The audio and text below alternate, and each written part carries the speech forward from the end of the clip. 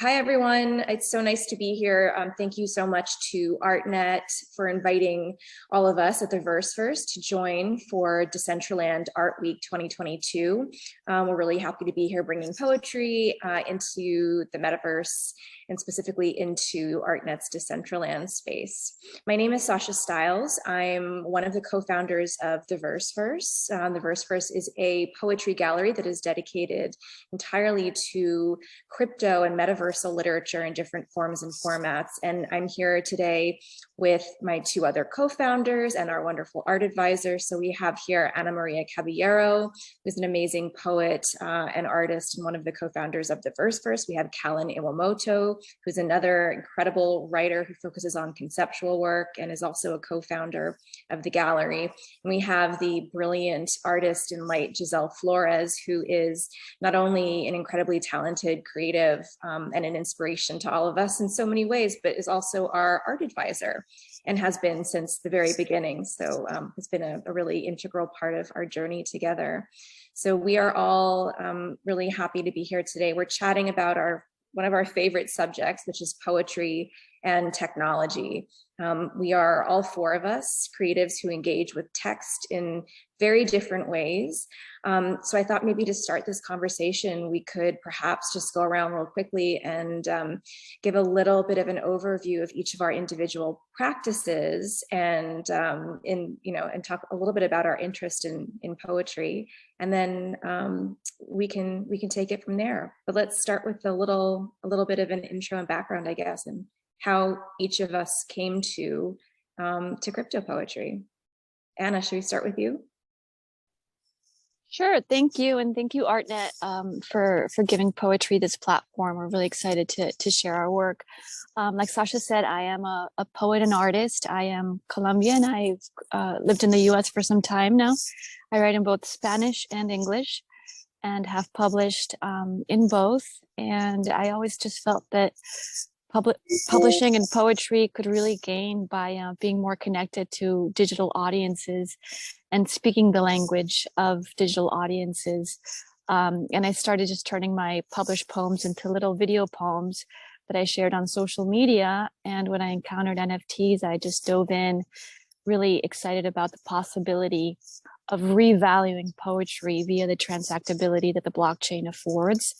And helping us spark new thinking around poetry's cultural and transactional agency. And that's one of the key sort of, I think, missions of the Verseverse to really invite that kind of thinking and push it forward and to connect audiences with digital poetry, which now we can consume in the same way that we consume digital art. So we're sharing a seat at the table, at the art table now with poetry. My personal practice is mostly about, I write about my daily life. I weave the mundane and the transcendental into my work. And I really like to give voice to our everyday conversations. I think there's so many layers in what we say to each other, especially those to whom we are closest. So my poems try to capture that and capture those layers.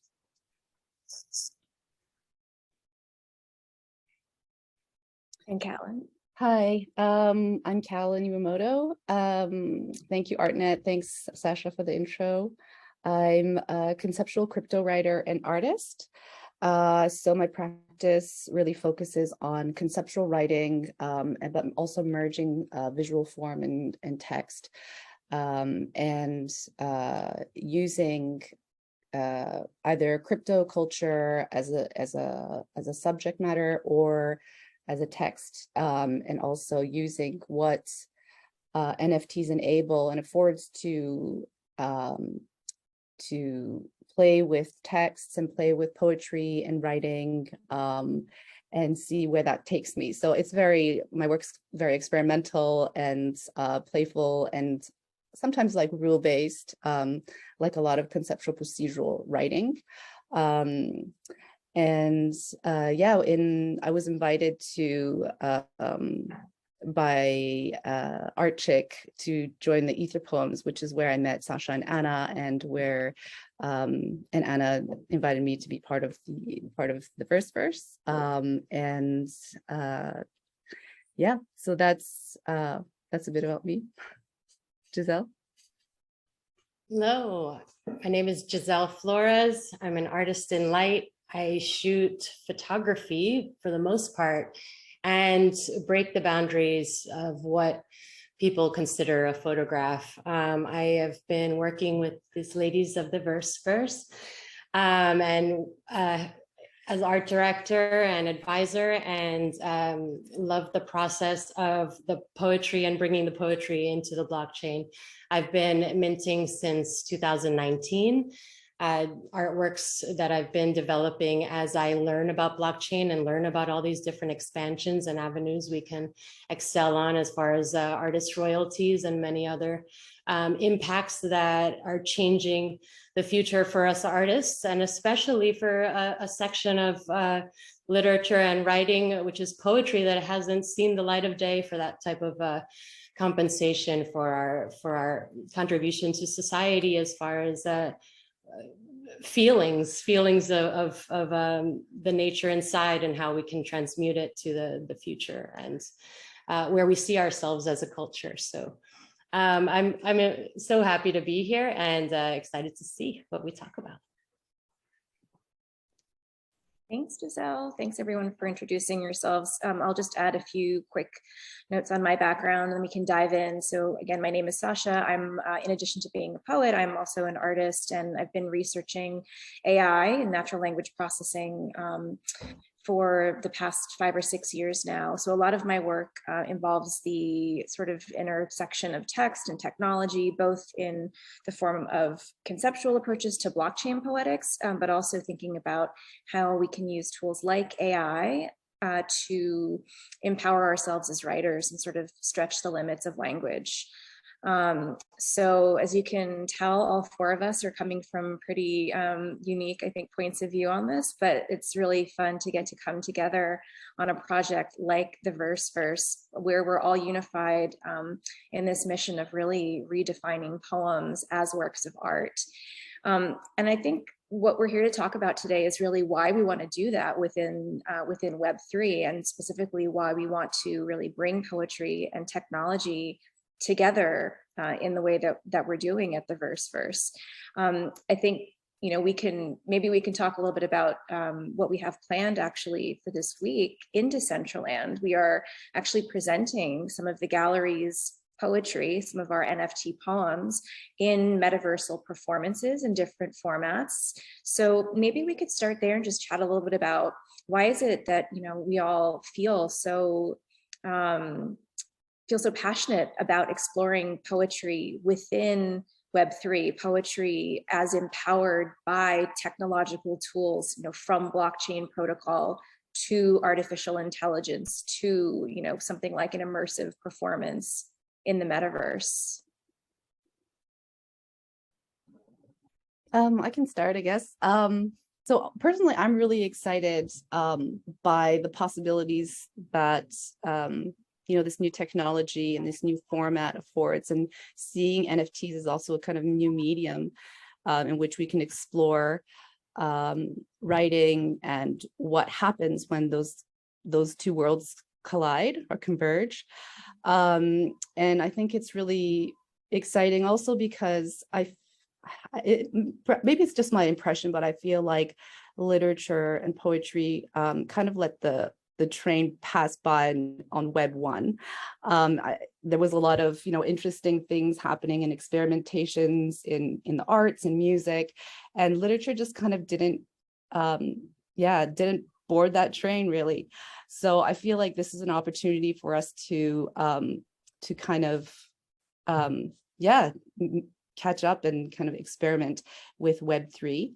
And there's lots of interesting things that you can do in the metaverse in terms of performance and poetry as well. But I think it's a vast, like really wide ranging, the possibilities are just really interesting to think about. Yeah, I mean, agreed. I think we can all maybe go around and give our own answers to that. But I think that's exactly, for me, the reason why I'm so excited to be here doing all this is because there's just so much creative potential to be tapped through these tools, and just the idea of being able to have a new playground for poetry, I think is really great. We sometimes think of poetry as this very sort of self-serious, subject. And I think what's been really wonderful and liberating is just this idea that we can play with language and play with words and sort of, expand what we think a poem should be, or what poetry should do or should look like. So yeah, really just kind of exploring, testing the preconceived limits of what literature is. And like everything else in the world, like literature will continue evolving. So yeah, it's fun to be part of that. Anna and Giselle, what do you guys think? Especially the global aspect of this movement, of this Web3 movement, the way that everything can move so much quicker, ideas and collaborations, and even the finances between the artworks that are purchased or the poetry that's purchased. Like it's a completely new field where all of these things are converging. We have the tech that's expanding beyond we can even imagine. The brains of these computers are going to infinite amount of expansion, while we as humans are also going through all these changes and struggles. There's an immense amount of potential for new, and I hope that all the artists can just continue to collaborate and mesh and work and bring and spark new into this world to see what we can bring. I just wanted to add that in many ways it feels like a homecoming, because poetry is performance, before we called it performance. At one point that was all that we had was just language and stories. And so it just feels really true to be able to perform it in ways that don't require so many logistics. And it's almost ironic how technology allows us to go back to the beginning, where we can just perform widely, like we are almost now performing, right? And even in this session, we're here performing words for an audience. And so it's really exciting to see that, echoing what Kalen said, how the metaverse is going to allow us to connect with more people, and to share poetry with audiences that maybe don't really know how to find poetry. As Kalen said, they missed that train.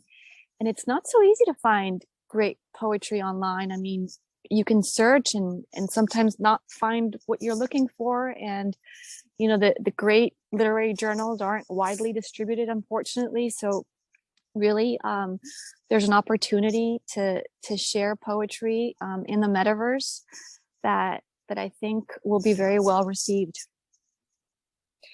Absolutely, I agree. I think we've all had the opportunity to perform a few times before in the metaverse, and it's been really interesting to do that. One of the really fun things about it is just you're in a space and you kind of see other avatars and other bodies kind of moving past, and it's fun to kind of watch them stop and turn around and come back in. And this idea that we have this place where we can put poetry so that it really is accessible to so many more people than the usual readership, I think is really exciting. That you can put a poem next to an amazing piece of crypto art. You can put it next to like any wild thing you can imagine building in the metaverse. It's tucked right in there for someone to stumble across, and that's a very cool thing.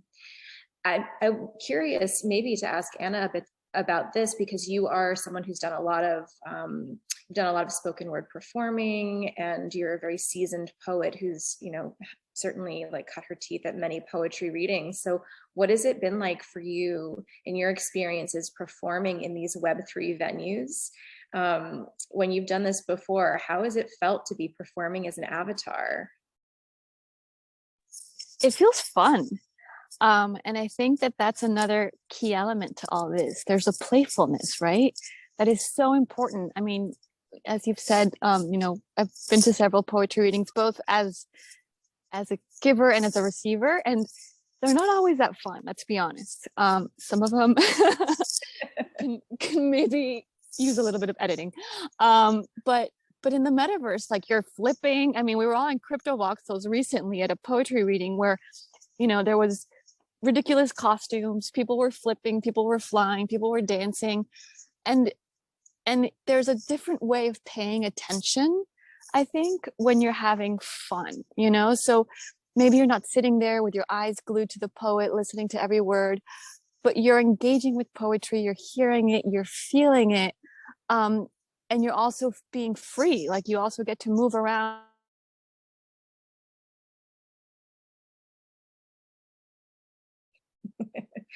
The travails of technology, though. Free until you lose connection. Yeah, it's funny. I mean, that's definitely one of the things, that's an interesting conversation point when we do talk about these experiences in Web3 is, there's the interjection of the physical world, right? Like we're still prone to all these other forces. So it's interesting. We're all kind of navigating that liminality between, our real world. Oh, and there's, see, Anna is experiencing that liminality right now. It's a reboot. And between the digital. Yeah. Something I wanted to mention was also the aspects of the way we can interact. There's so many new ways too. There's the virtual reality. You can be in your, seeing it through the goggles, and as well, like doing the AR, you could be like triggered in real life, like seeing a poetry reading in a park, but it could be through your phone in an AR feed, like there's so many ways we can expand this medium and this interaction aspect. Yeah, that's a great. Yeah, that's such a great point. I mean, in addition to us, obviously we're a crypto poetry collective, so we do a lot here in this realm. But we were all together in real life in New York not that long ago on the occasion of a reading that we gave together at the Bowery Poetry Space, in New York, and that was pretty interesting to kind of see it from the other side, right? Like the analog. Kind of pushing into the digital a little bit. It was this group of all of us in person doing this live reading with a real, flesh and blood audience. But we also had, poets there who were reading AI poetry, reading generative text, reading all sorts of things that have been powered by technology. We have an amazing poet in the collective named Marcos de la Fuente who does collaborative AI authored poetry that kind of also pushes into the space of virtual reality. And he does use, as Giselle said, headsets and costumes and these sort of poetic prostheses to help experience these things in different ways. So it's definitely, I think, really exciting to be able to explore this full spectrum of how poetry as performance can be experienced and offered. So it's been really exciting. What do you think, Kalen, in terms of your experiences performing in both realms?